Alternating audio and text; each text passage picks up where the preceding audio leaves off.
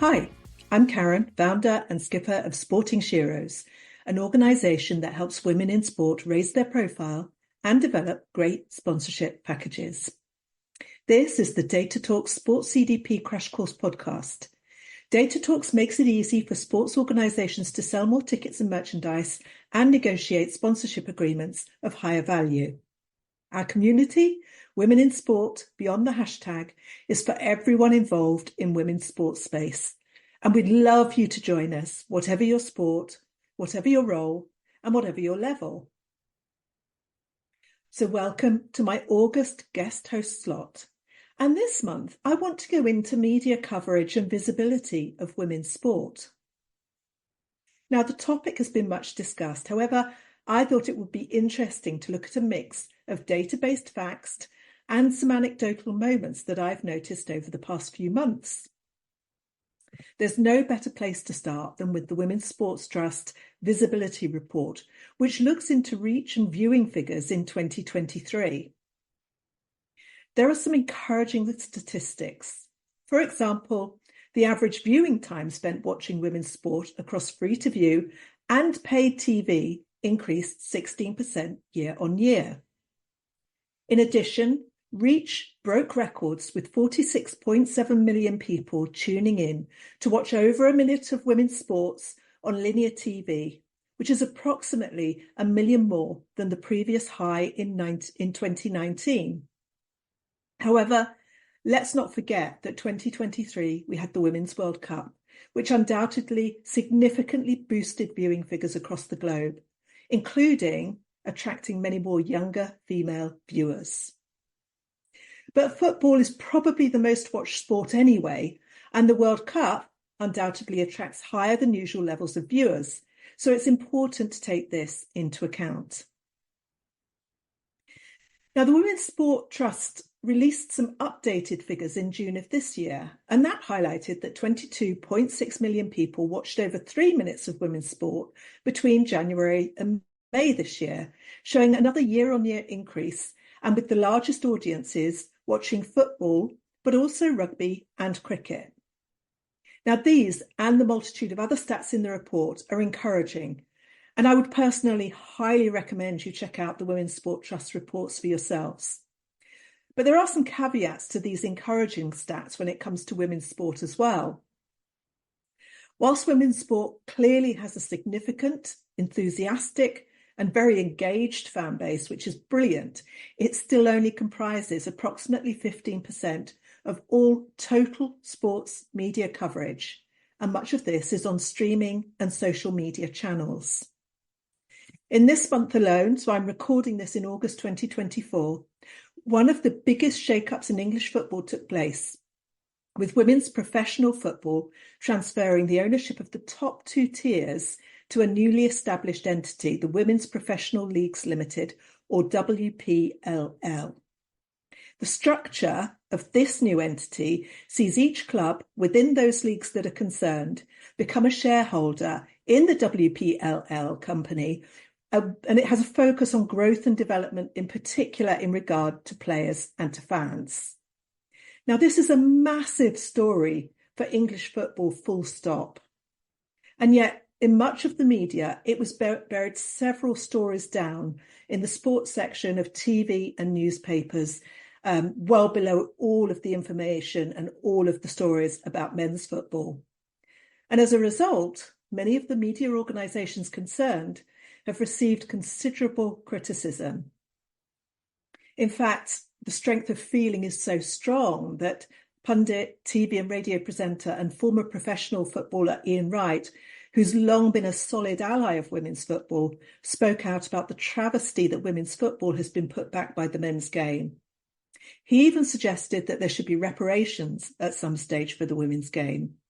And he's not just talking about teams and players, but also the treatment of female pundits and others involved in the game. So that's quite a game changer. I've focused quite a bit on football so far, mostly because it receives the most prominent coverage. However, players and fans alike are pushing hard for greater coverage for all women's sport. So in 2023, After football, golf and cricket were the most popular sports to watch on paid TV. Digital platforms have demonstrated solid growth for women's sport and female fan engagement across the board. And this is likely to continue rising. Both on demand as well as clubs' own social streaming and social media channels are seeing a huge increase in viewing and engagement.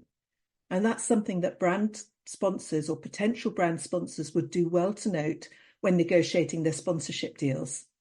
And it applies both nationally and globally, particularly with TikTok, Instagram, and YouTube achieving record levels of engagement.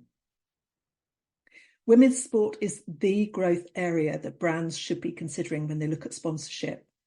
Media outlets that are not stepping up to meet this demand will miss out as social and streaming platforms start to steal a march.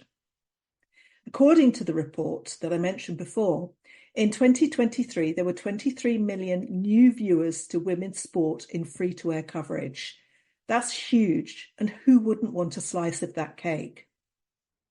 And even better, the figures are translating into record attendance growth at tournaments across a range of sports. So they're also benefiting from greater profile raising, ticket sales, merchandise, and hospitality sales opportunities.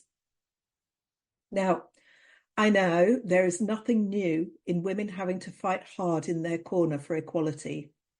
It's an age-old story in business, in boardrooms, in politics, and so many other spheres of life. Just today, I opened a local mini publication about news in the area in which I live, and there were 2 or 3 rugby clubs advertising for junior players.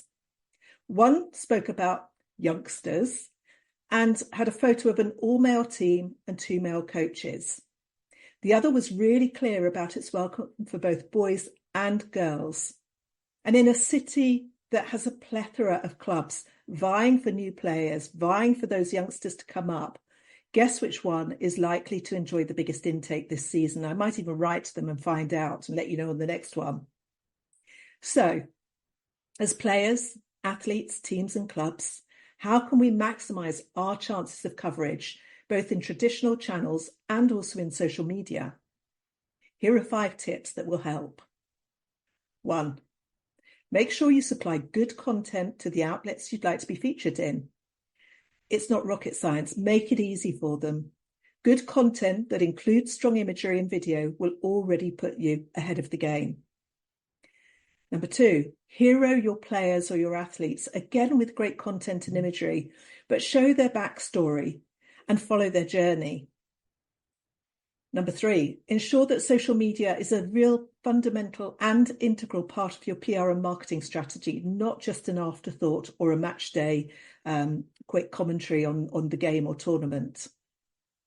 Number 4, encourage fans to share their match day experiences and make those match days absolutely outstanding. And 5, and this is so important and something really close to my heart, push hard for more women at the top, in management, in journalism, on boards, behind the cameras, because then the change will be unstoppable. So to finish, when women haven't been offered a place at the table, quite often they've just built their own table. Let's move forward with confidence, as, in the words of the great Michelle Obama, don't ever make decisions based on fear. Make decisions based on hope and possibility. So that's a wrap for this month. I'm Karen, the founder and skipper of Sporting Sheroes, guest hosting this podcast for Data Talks.